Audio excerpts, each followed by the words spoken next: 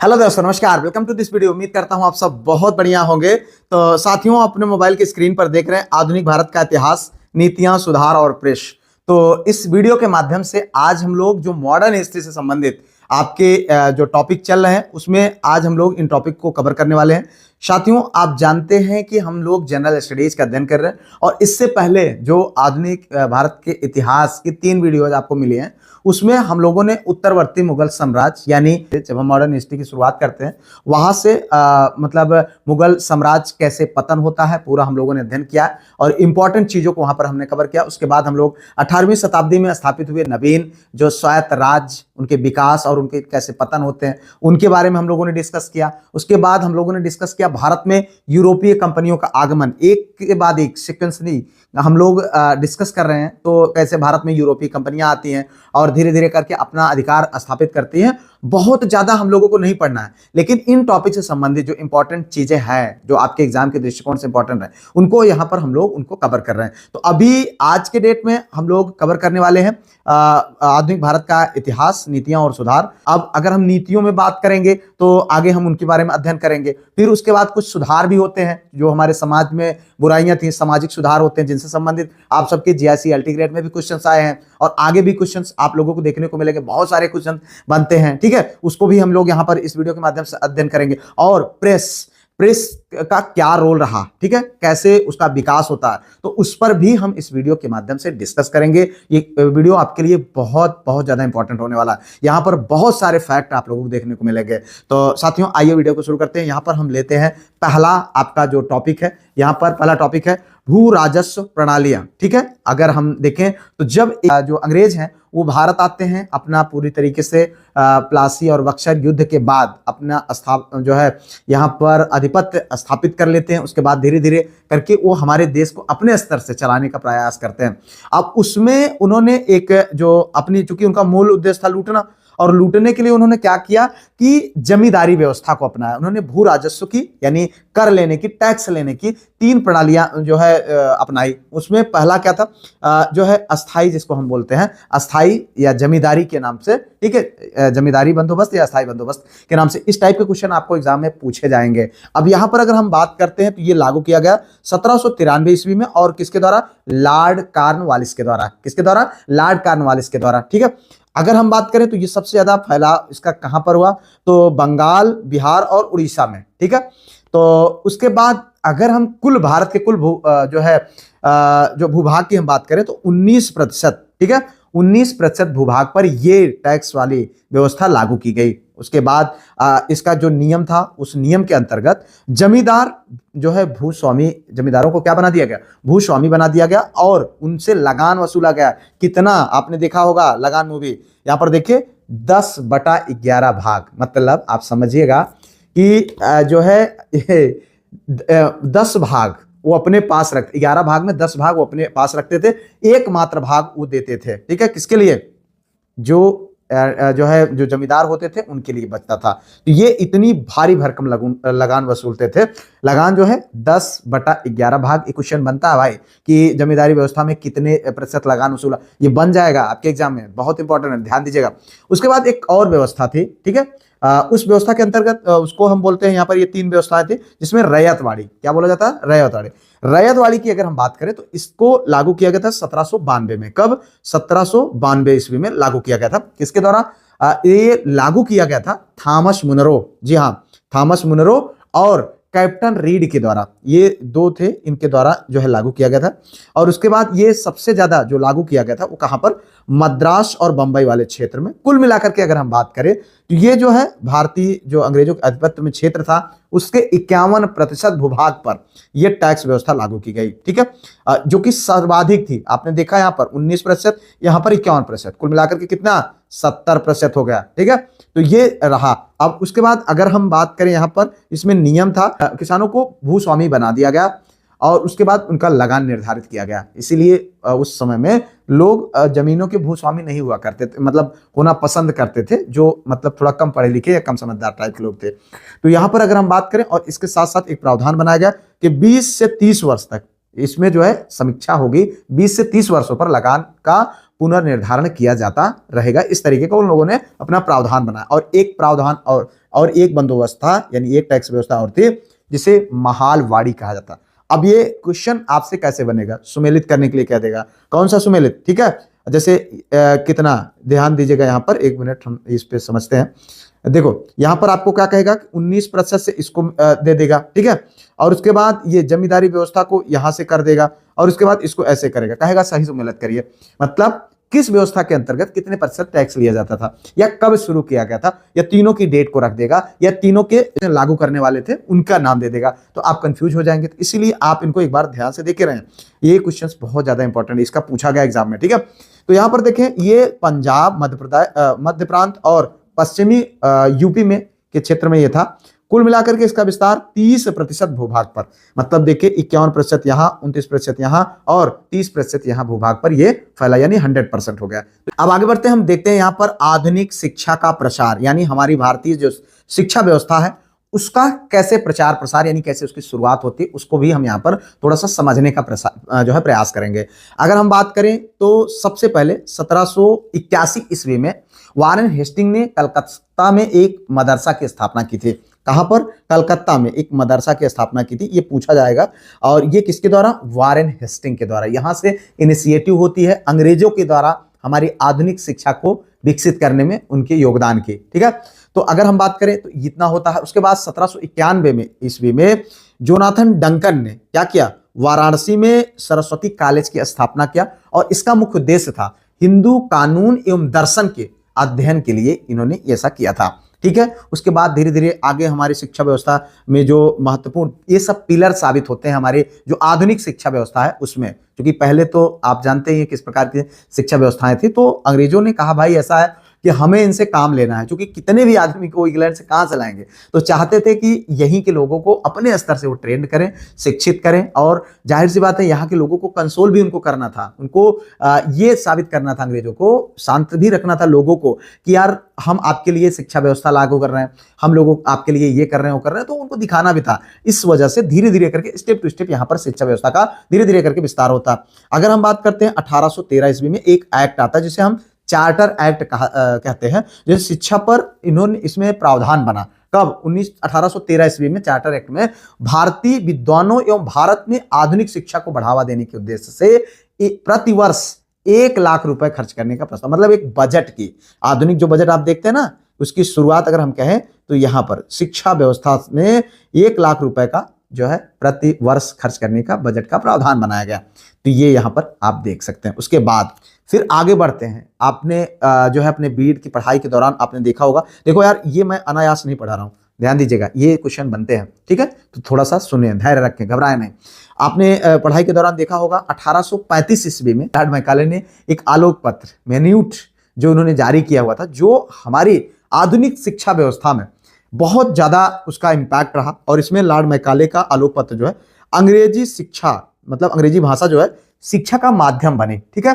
आप जानते हैं कि अंग्रेजी माध्यम में शिक्षा प्रदान करने की अनुशंसा की इस जो है लॉर्ड मैकाले के आलोक पत्र ने, ठीक है। और सरकार ने इस पर कार्रवाई करते हुए 1835 ईस्वी में अंग्रेजी को शिक्षा का माध्यम, चूंकि वो जानते थे कि हमें अपना काम करवाना है लोगों से और वो अपनी भाषा का भी विकास करना चाहते थे, तो शिक्षा का माध्यम उन्होंने अंग्रेजी रख दिया, और ये लॉर्ड मैकाले की शिक्षा नीति थी। अब आगे देखते हैं एक और यहाँ पर 1854 ईस्वी में, ठीक है, 1854 ईस्वी में चार्ल्स वुड समिट, कब, कौन से चार्ल्स वुड समिट, जिसको वुड्स डिस्पैच के नाम से जाना जाता है, ये क्वेश्चन बन जाएगा एग्जाम में, ठीक है। तो इस तरीके से आपको दे देगा, लॉर्ड मैकाले और ये वुड्स डिस्पैच मैचिंग करने का आया हुआ है, प्रीवियस ईयर को सॉल्व करते वक्त हम लोगों ने सॉल्व किया, और इसको जो है क्या बोला गया, भारतीय शिक्षा का मैग्ना कार्टा, मतलब इसका रोल बहुत ज्यादा था, ठीक है। इसमें क्या था कि महिला शिक्षा और श्रेणीबद्ध विद्यालय जो प्राथमिक, माध्यमिक और उच्च विद्यालय जो है का प्रावधान किया गया। पहले तो क्या किया गया भाई, ध्यान समझिएगा, महिला शिक्षा का प्रावधान किया गया। जानते हैं कि पहले होता था कि भारत में महिलाओं को शिक्षा से वंचित रखा जाता था, ठीक है, तो इस शिक्षा व्यवस्था के माध्यम से महिलाओं को भी शिक्षित करने का प्रावधान आया। उसके बाद इसका जो है श्रेणीबद्ध विद्यालय, जैसे प्राथमिक विद्यालय, इंटर कॉलेजेस, ठीक है, माध्यमिक जिन्हें बोल सकते हैं, फिर हायर एजुकेशन, इनकी व्यवस्था इस जो है डिस्पैच के माध्यम से किया गया, ठीक है।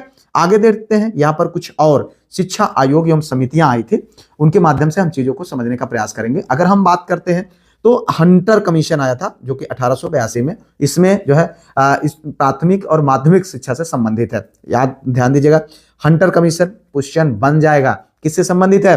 प्राथमिक एवं माध्यमिक शिक्षा से संबंधित। तो ये कब आया था? 1882 ईस्वी में। इसी तरीके से एक रिले कमीशन था जो 1902 ईस्वी में आता, और ये विश्वविद्यालय के सुधार से संबंधित था। ठीक है, रिले कमीशन। और ये कौन लाया था? कर्जन लाया था। ठीक है, कर्जन, लॉर्ड कर्जन जिसको हम कहते हैं। ठीक, तो इतना आपको यहां पर जानना चाहिए, बहुत ज्यादा डीप में जाने की जरूरत नहीं है। इसीलिए मैं चीजों को बहुत लाइटली और बहुत इंपॉर्टेंट चीजों को आपको देने के प्रयास कर रहा हूं। घबराए नहीं, सारी चीजें आपको पीडीएफ ग्रुप में मिल जाएंगी। आप अगर अभी तक वीडियो को लाइक शेयर सब्सक्राइब हाइप नहीं किए हैं और पीडीएफ ग्रुप नहीं ज्वाइन किए हैं तो गलती मत करिएगा। ठीक है, नंबर जो है 95 65 जो है 27 24 42, इस नंबर पर व्हाट्सएप पर कांटेक्ट कर लीजिए और आराम से इस नंबर पर जो है आप पीडीएफ ग्रुप को ज्वाइन करके बिंदास होकर के पढ़ाई करिए, जो है घबराइए नहीं। अगला एक कमीशन आता है सैडलर कमीशन, जिसे हम कहते हैं। सैडलर कमीशन में 1917 ईस्वी में आया। कब आया था? 1917।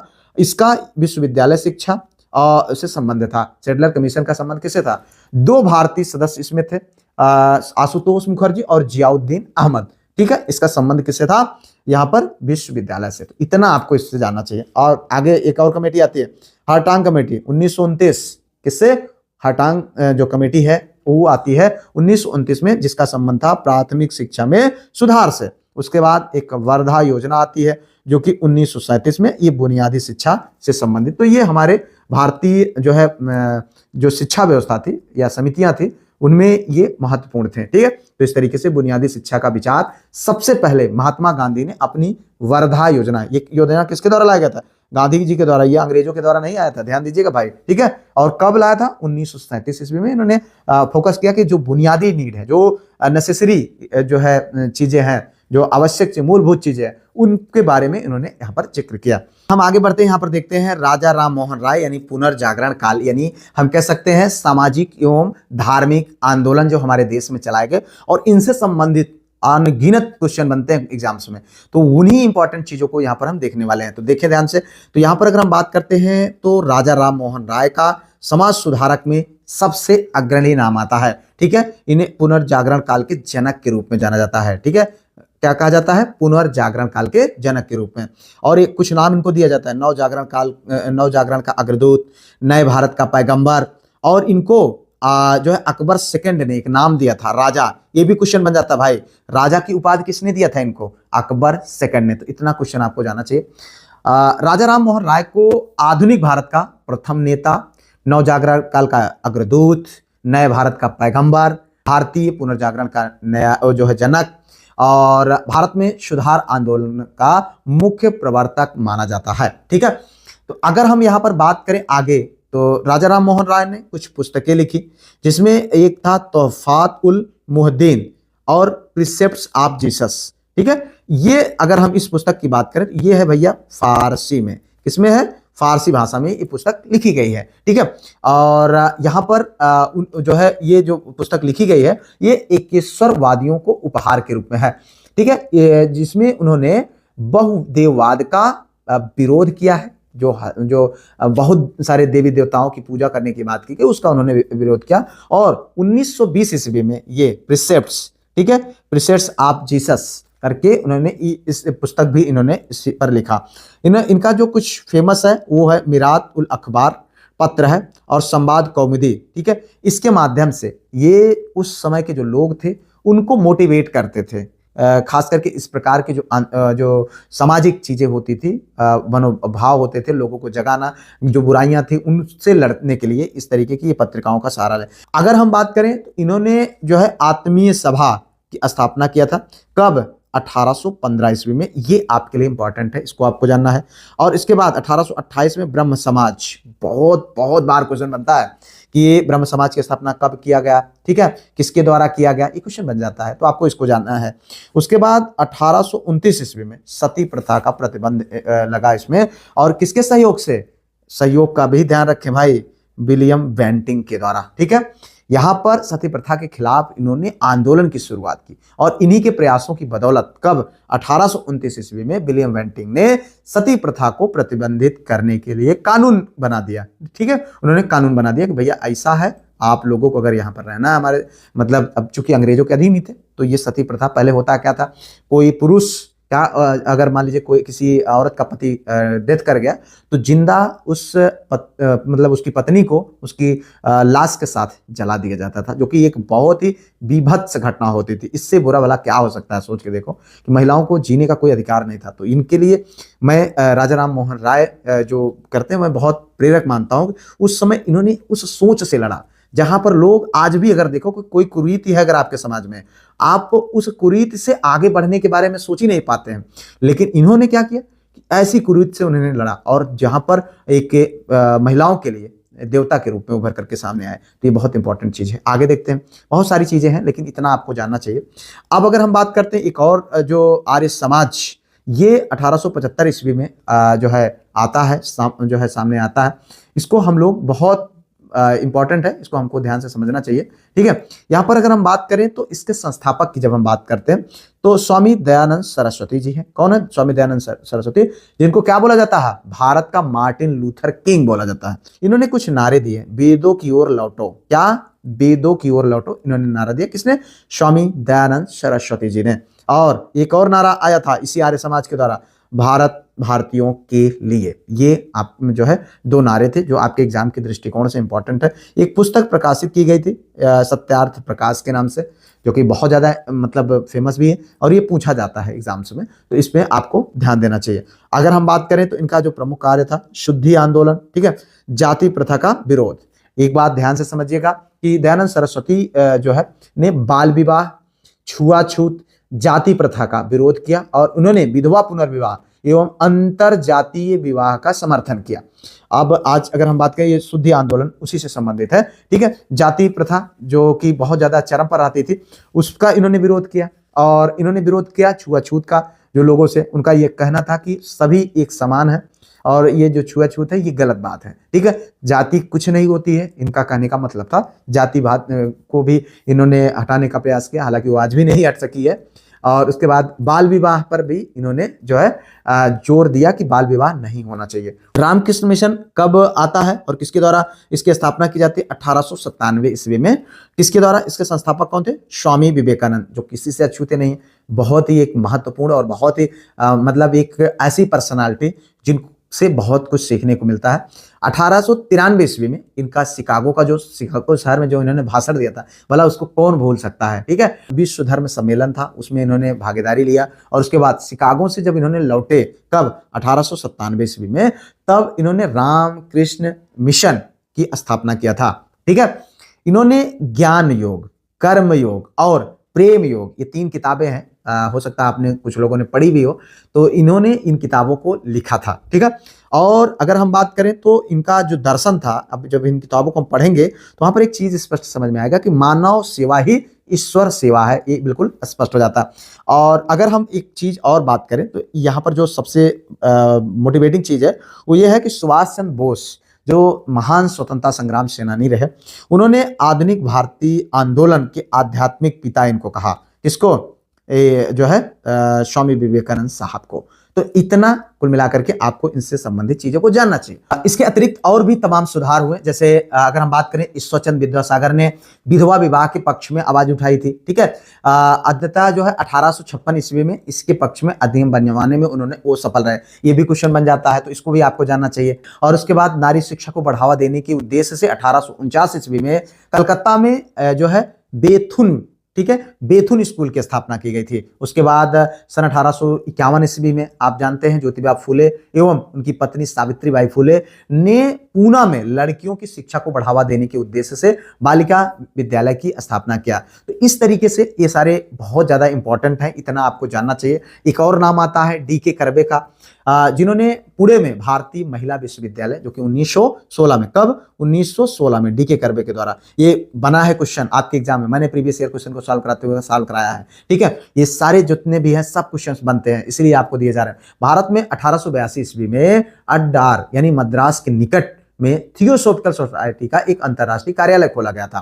ठीक है, 1898 में एनी बेसेंट ने बनारस में सेंट्रल हिंदू कॉलेज की स्थापना की और यही कॉलेज आगे बढ़ करके जो आगे चल करके मदन मोहन मालवीय साहब के प्रयास के द्वारा 1916 ईस्वी में जो बनारस आज यानी हमारा जो शिक्षा का एक हब है बनारस हिंदू विश्वविद्यालय, उसकी स्थापना होती है। ठीक है, तो इस तरीके से यहाँ पर और एक चीज और यहाँ पर एक इंपॉर्टेंट है, गोपाल हरि देशमुख को लोकहितवादी के नाम से जाना जाता है। तो इतना आपको यहां पर जानना चाहिए। अब अगर हम बात करें, अभी तक हम लोग हिंदुओं के जो धार्मिक सुधार की बात कर रहे थे, अब हम बात करें तो मुस्लिम सुधार। ठीक है, मुस्लिम के धर्म की जो सुधार, महिला सशक्तिकरण से संबंधित कुछ चीजें हुई हैं, उनके बारे में हम यहाँ पर देख लेते हैं। मुस्लिम धर्म सुधार ये जो है अलीगढ़ आंदोलन के नाम से फेमस है, जो कि 1875 ईस्वी में और शुरू किया गया था सर सैयद अहमद के द्वारा। किसके द्वारा? सर सैयद अहमद खां के द्वारा। मुस्लिम समाज में जो व्याप्त कुरीतियां एवं अंधविश्वासों को दूर करने के लिए चलाया गया था।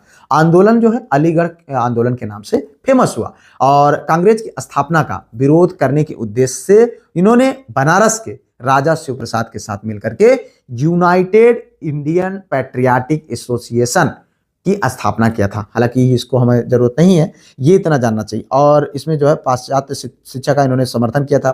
ठीक है, और एक और देवबंद आंदोलन चलाया गया था, जिसको हम कह सकते हैं ये 1866 ईस्वी में चलाया गया था। ठीक है, अब इसमें क्या हुआ था, ननौतवी और गंगोही जो कि पारस्परिक इस्लामिक शिक्षा और अंग्रेजी का ये लोग क्या कर रहे थे, विरोध कर रहे थे। ध्यान समझिएगा, देवबंद आंदोलन पूछा जाता है, इसकी डेट 1866 ईस्वी में। ठीक है, इसकी शुरुआत मोहम्मद कासिम ननौतवी, किसके द्वारा? कासिम ननौतवी के द्वारा और रशीद अहमद गंगोही के द्वारा किया गया था।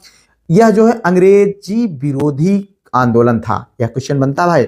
और इसने अंग्रेजी शिक्षा का पाश्चात्य संस्कृति के प्रभाव से मुस्लिम समाज को मुक्त रखने का प्रयास किया। तो इतना आप लोगों को यहां पर देखना चाहिए। तो इसके बाद अगर हम यहां पर देखें तो महिला उत्थान से संबंधित कुछ आंदोलन चलाए गए थे, जैसे कभी हम लोगों ने देखा ईश्वर चंद्र विद्यासागर के द्वारा। ठीक है, विधवा पुनर्विवाह अधिनियम जो कि 1856 में उनके द्वारा ही उनके प्रयासों से लागू किया गया। ठीक है, ज्योतिबा और सावित्रीबाई फुले ये पति पत्नी थे, इन्होंने पुणे में बालिका विश्वविद्यालय की बालिका विद्यालय की स्थापना करवाई 1851 ईस्वी में। और डी के कर्वे ने भारतीय महिला विश्वविद्यालय 1916 ईस्वी में स्थापित करा। तो ये इतने आप लोगों को जानना चाहिए। आगे बढ़ते हैं, यहाँ पर देखते हैं प्रमुख सुधार संगठन। जी हाँ, कुछ जो इंपॉर्टेंट सुधार संगठन है उनके बारे में हम यहाँ पर देखेंगे।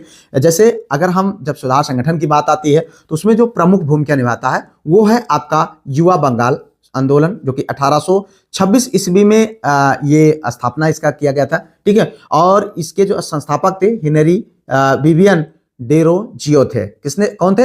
Henry Vivian Derozio. तो बहुत ज्यादा घबराए नहीं, इनको बस इसी तरीके से देखते जाए। अगर हम बात करते हैं तत्वबोधिनी का सभा का, तो 1839 ईस्वी में स्थापना हुई थी, किसके द्वारा? देवेंद्रनाथ टैगोर साहब के द्वारा। ठीक है, प्रार्थना समाज 1867 ईस्वी में इसकी स्थापना हुई थी, केशव चंद्र सेन एमजी रानाडे के द्वारा। इतना ही आपको जानना है। सत्य शोधक समाज ये एक संगठन है, इसके बाद इसकी स्थापना 1873 ईस्वी में हुई, किसके द्वारा? ज्योतिबा फुले, गुलामगिरी से संबंधित है। ठीक है, तो यहाँ पर आप देख सकते हैं। उसके बाद थियोसॉफिकल सोसाइटी की बात आती है, 1875 में इसकी स्थापना हुई थी इन सब के द्वारा। ठीक है, बाद में एनी बेसेंट ने इसको आगे तक बढ़ाया था। और उसके बाद सर्वेंट ऑफ इंडिया सोसाइटी जो कि 1905 ईस्वी में इसकी स्थापना हुई गोपाल कृष्ण गोखले जी के द्वारा। ठीक है, तो यहाँ पर इस तरीके से कई जो है सामाजिक कार्यक्रम हुए। उसके बाद अगर हम बात करते हैं यहाँ पर सामाजिक विधान, ठीक है, जो एक यात्रा के रूप में हम देख सकते हैं कि कैसे कैसे करके जो अभी हम लोगों ने देखा, पढ़ा, समझा, वहां पर अगर हम बात करते हैं तो 1829 ये आपके लिए एक तरीके से समरी करी जा रही है कि जो सती प्रथा का निषेध किया गया, किसके द्वारा? लॉर्ड बेंटिंग के द्वारा। ठीक है, इसको आपको समझना चाहिए। 1856 ईस्वी में विधवा पुनर्विवाह किसके द्वारा? लॉर्ड कैनिंग के द्वारा। प्रयास किसका था? यहां पर अगर हम बात करें ईश्वर चंद्र विद्यासागर के द्वारा। और लॉर्ड ये जो है सती प्रथा राजा राम मोहन राय के द्वारा। ठीक है, इतना आपको यहां पर जानना है। अगर हम बात करें नेटिव मैरिज एक्ट यानी अंतर जाति विवाह का मान्यता कब? 1872 ईस्वी में ये जो है देने को की स्थिति बनी। उसके बाद अगर हम बात करें तो 1891 में क्या हुआ?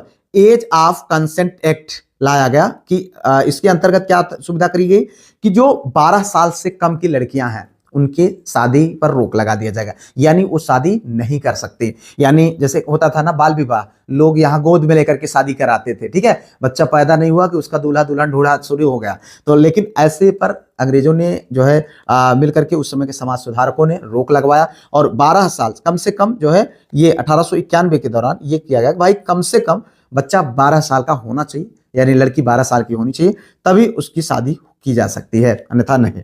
तो ये प्रावधान लाया गया और यही एक्ट 1930 ईस्वी में शारदा एक्ट के माध्यम से इसमें बनाया गया कि लड़के जो है कम से कम लड़कों की एज 18 साल और लड़कियों की एज 14 साल कर दिया गया। तो ये इतना आप लोगों को यहां पर जानने की जरूरत है, ठीक है। तो इस तरीके से आगे बढ़ते हैं यहां पर। अब हम देखते हैं भारतीय प्रेस का इतिहास, कैसे भारत में प्रेस का जो है प्रचार प्रसार होता है। भारतीय प्रेस के इतिहास की जब हम बात करते हैं तो इसकी उत्पत्ति की जब जहां तक बात आती है तो सबसे पहला जो द बंगाल गजट के नाम से, ये क्वेश्चन बहुत बार बना है, कब होता है 1780 ईस्वी में, किसके द्वारा, जेम्स ऑगस्टन हिक्की के द्वारा ये पहला अखबार जो है प्रकाशित किया गया था, ठीक है। और अगर जब हिंदी की बात आती है तो उदंड मार्तंड नाम से यह जो है एक गजट जारी किया गया था, जो यानी अखबार था, जो कि 1826 ईस्वी में किसके द्वारा, जुगल किशोर, और इसे प्रथम हिंदी अखबार कहा जाता है, ठीक है। अगर बंगाल गजट की हम बात करें जो है गंगाधर भट्टाचार्य द्वारा प्रकाशित बंगाल गजट 1816 ईस्वी में किसी भी भारतीय द्वारा प्रकाशित किया गया पहला अखबार है। ध्यान से समझिएगा, यहाँ पर दो चीजें हैं, तीन चीजें मैं बात कर रहा हूं। पहला ये कि जब बात आती है भारत में प्रथम अखबार की, ठीक है, तो प्रथम अखबार कौन है, द बंगाल गजट, ठीक है। ये है कब, 1780 ईस्वी में, किसके द्वारा, जेम्स ऑगस्टस हिक्की के द्वारा, ठीक है।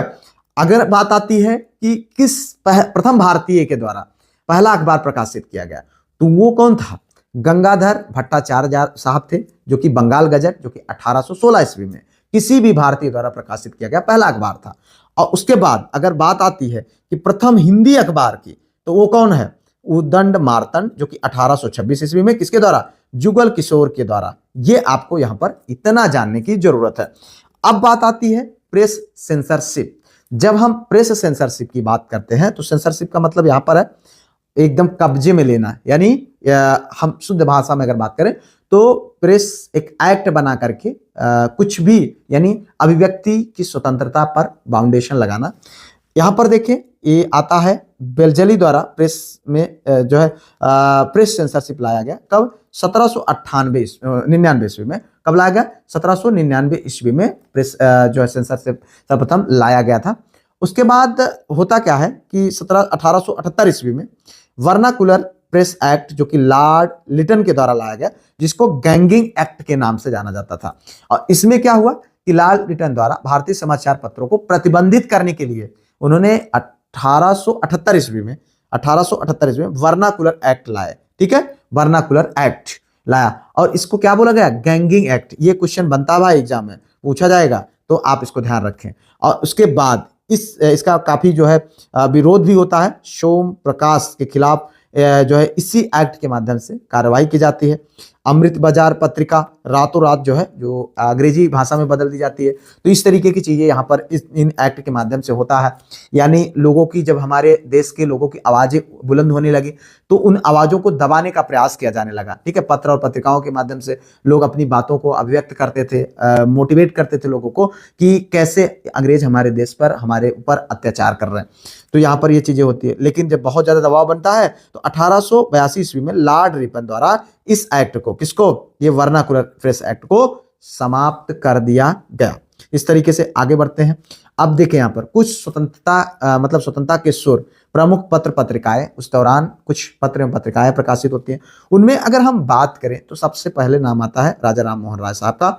उनका संवाद कौमुखी, मिलात उल अखबार, जो कि काफी इंपॉर्टेंट है, ठीक है। दादा भाई नौरोजी साहब का, ये भी क्वेश्चन पूछा गया। और अभी पत्र और पत्रिका संबंधित आपके एग्जाम में संस्कृत में क्वेश्चन आया, क्वेश्चन नंबर 28, आप देख लीजिएगा, वहां पर आया हुआ है, ठीक है। तो उसको देख लें। रक्त गुप्तार और poverty and un British rule, ये सब पत्रिकाएं जारी की गई थी, ठीक है। और बाल गंगाधर तिलक साहब के द्वारा केसरी बहुत बार पूछा गया, किसमें, मराठी भाषा में, और मराठा अंग्रेजी भाषा में। गीता जो है इस तरीके का इन्होंने प्रकाशित किया था। ईश्वर चंद विद्यासागर साहब के द्वारा। सोम प्रकाश, कौन पत्रिका प्रकाशित की गई थी? सोम प्रकाश। और शिशिर कुमार घोष साहब के द्वारा अमृत बाजार पत्रिका प्रकाशित किया गया था। तो ये आपके लिए इंपॉर्टेंट है। अगर हम बात करें यहां पर कुछ राष्ट्रवादी साहित्य की, तो सबसे पहला नाम आता है महात्मा गांधी साहब का, जिन्होंने यंग इंडिया, ठीक है, युवा भारतीयों के लिए, और हरिजन यानी जो दलित शोषित वंचित वर्ग था उसको कनेक्ट करने के लिए इन्होंने हरिजन पत्रिका जो है लिखा था।